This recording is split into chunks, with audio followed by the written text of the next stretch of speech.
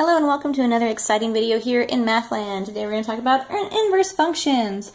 So I've got a function here, it's y, you can have, I don't know, it could be f of x, it could be g of x, whatever function of x is your equation. So I put it as y equals 2x plus 3, and we need to find the inverse of that. So I'm going to go ahead and sketch this out to see what it looks like.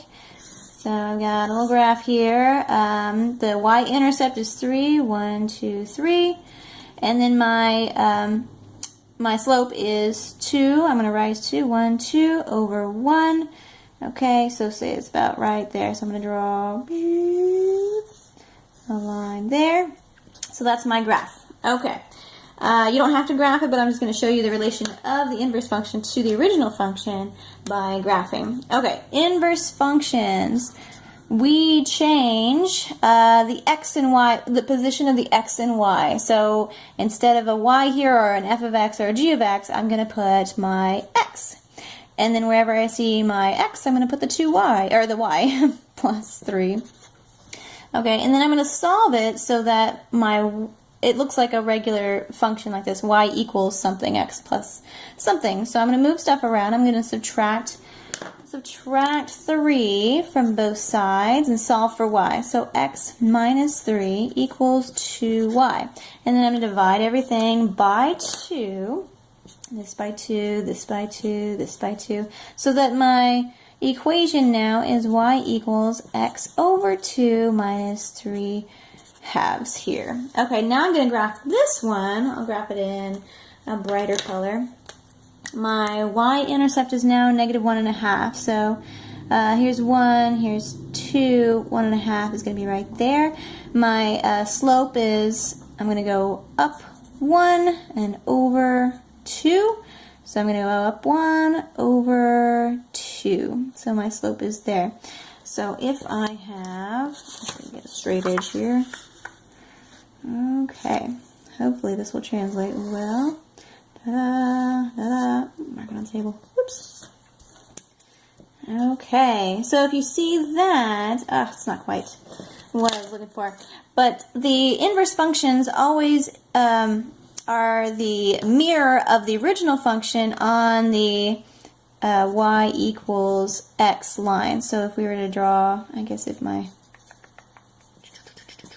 y equals x. So it always flips over that. So in other words, if I have, let's say, a parabola here, okay, and then I have an inverse, my inverse, visually speaking, is going to be the mirror of that over the y equals x. A diagonal 45-degree angle, I don't have my units in the matching spot here, I was just sketching here, so it doesn't look quite at a 45-degree angle, but it should be. If you had graph paper, it would work out well.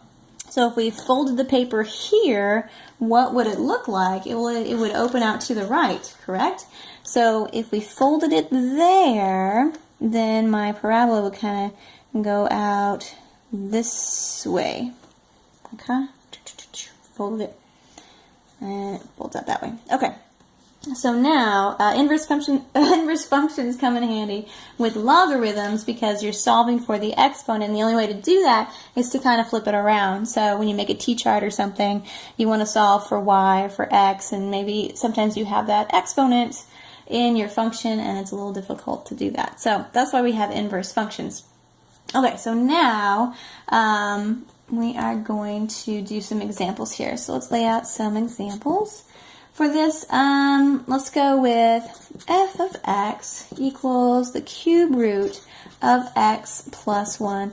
Okay, so let's go ahead and flip those. I'm looking for my inverse function, and when we have it as a function notation here, the inverse function looks like this, f to the negative 1.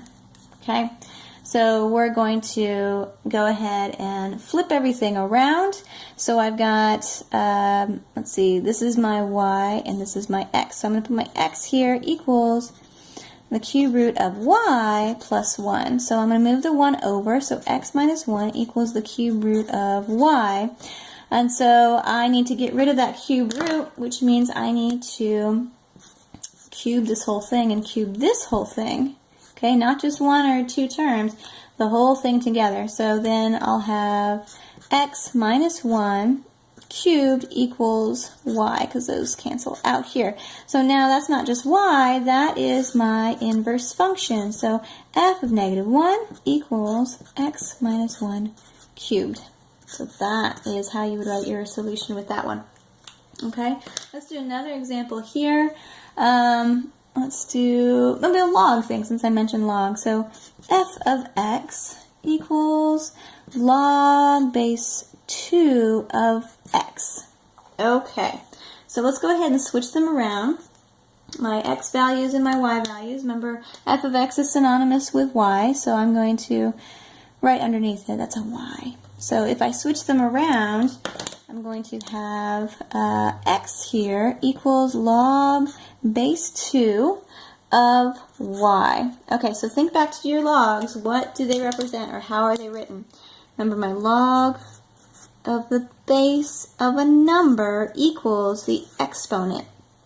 So let's see, I've got log base of a number equals the exponent. So this is the exponent to this base. So 2 to the x equals y. 2 to the x equals y. There we go. And then we want to write that in proper inverse function format. So f of negative 1 equals 2 to the x power. So there we go. So it takes something a bit more complicated like this, and to solve for that y, we can reverse the log format here. Okay, so if you are confused on log format, go back to the log video and check those logarithm examples out. So that's it. That is inverse function. Switch the x and the y and solve for y. That's it. Enjoy.